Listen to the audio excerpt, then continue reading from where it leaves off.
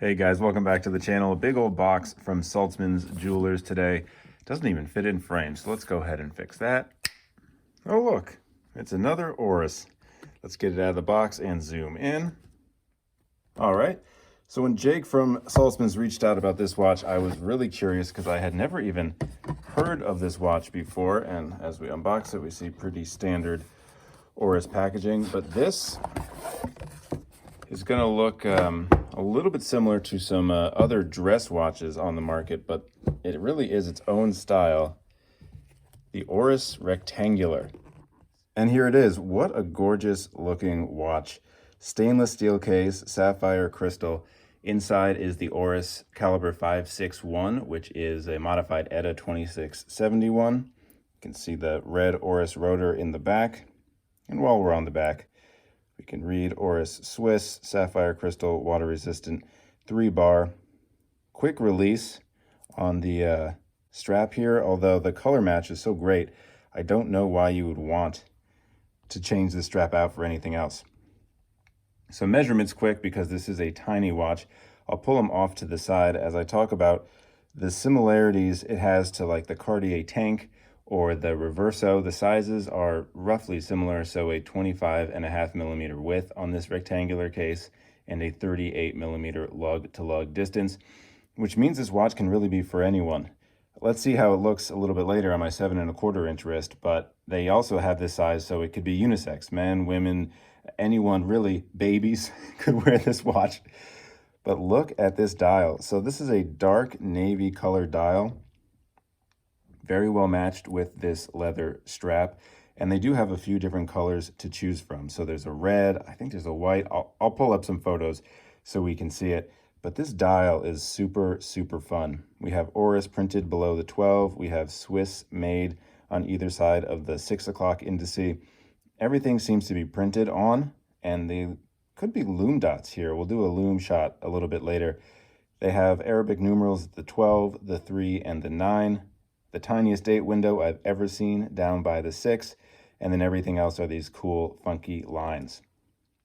The term Art Deco is going to come up a lot in this review in both the dial design and also the case design. Let's start with the case because the steps on this stainless steel case are really cool and really reminiscent of kind of the Art Deco era of architecture. A lot of the skyscrapers in New York City, like the Empire State Building or the Chrysler Building, have very similar steps as the building goes higher. Also, while we're on the case, there's that signed Oris crown. It's tiny, but I can still wind it, and I have giant monkey paws, so that's all right with me. Looking at the dial, because this is the most interesting part to me, all straight lines, but so much movement at the same time. So we have these two rail tracks or railroad tracks, one on the outside and one on the inside. Kind of funny calling them railroad tracks while they're square, but the relationship between the two gives a lot of movement to this watch. So the outer and the inner tracks are connected with the indices, and the way that the indices are all diagonal kind of gives it like a movement, like the inner track is actively either moving in or out, away or towards the outer track. Really cool effect in my opinion. Sword style hands. A little bit non-traditional for a dress watch, but I like it. Gives it a little bit of a funky attitude. And they also seem to be lumed. Very interested to see what this lume shot's going to look like. Equally interested in the lume shot and the wrist shot. I have a 7.25" wrist. I'm 6'4". This, as we mentioned, is a 25.5mm wide watch. So we'll see, especially because this is what I was wearing earlier. Can we get him in focus? There we go. This is new too to me. This is the Seiko King Turtle. Focus.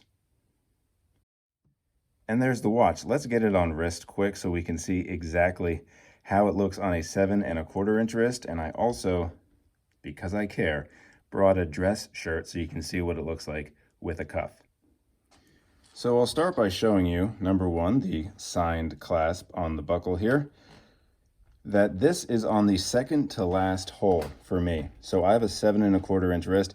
7.5" wrist is going to be the maximum for this watch. So I said it could be for any wrist. let's walk that back a little bit. 7.5-inch wrist will have you on the absolute edge of this strap. So it does have quick release straps, so I guess you could switch it out for a NATO if you're absolutely insane, but this is a dress watch and a perfectly color matched band to dial. So let's just keep it at 7.5-inch wrist or under. Ready for the wrist roll? Here we go. That looks classy to me. And there it is with my dress shirt cuff. This is actually the shirt I wore at my wedding. So here it is above the bone. Let's move it down below the bone. And let's move this camera up so we can get a little more perspective. Hey, that's a handsome watch. And yeah, it's only 25.5 millimeters wide, so you'd think it'd be tiny.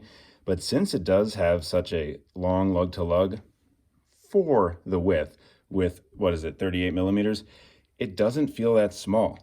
It is small, but dress watches can be that way. It doesn't feel like a toy on my wrist. I made the joke earlier that a baby could wear this watch.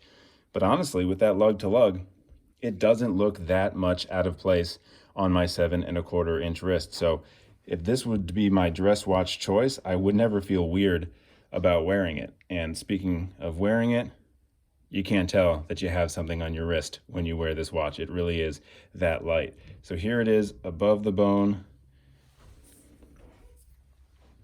Below once more, although I know I'm going to get comments, as I always do, from people telling me not to wear it this way. This is just the way I wear it, dude. But this is a really, really handsome watch, and it really kind of makes me feel good. I've never worn a watch of this style before. My dress watches have always been like 40 millimeters at least. Where's my, there, I wore the Orient Bambino for my wedding, not on this strap. Actually, I always digress, but I finally got the curved end link mesh strap for this Orient, so that's a video that will be coming soon too. I have a multi-track mind. But the more I look at it, the more I like it, and I'm just gonna get lost in looking at it right now, because especially with the white dress shirt and the white of this little polishing cloth, the indices pop, the Arabic numerals pop, everything pops. This is just like a vibrant, fun watch, an active watch. And those sword hands too add to the fun, the angles that it provides. Everything about it really is just well designed and well thought out. And then you see that case, the high polished case, the way it just kind of catches the light everywhere you go.